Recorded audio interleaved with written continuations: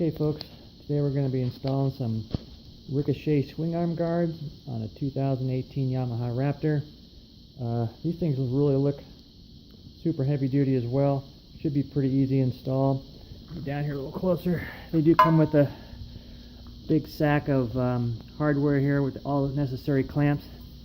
If you look at that thing, look how thick that is. That's got to be 3/16, closer to 1/4 inch. That ought to be pretty heavy duty. I don't think you're going to have any problems. Obviously there's a right and a left. This here is going to be facing towards the front of your bike, so it helps protect anything coming at it. So I'm going to go ahead and get these installed and I'll show you what they look like. So far I'm pretty happy with them.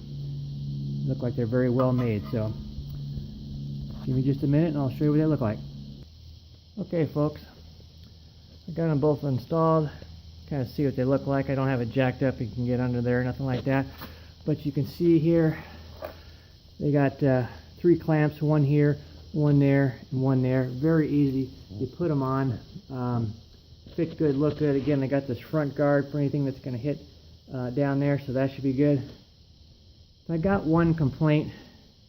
It's this right here. These things are Torx, and I don't specifically like Torx because you can never find the darn things when you need them.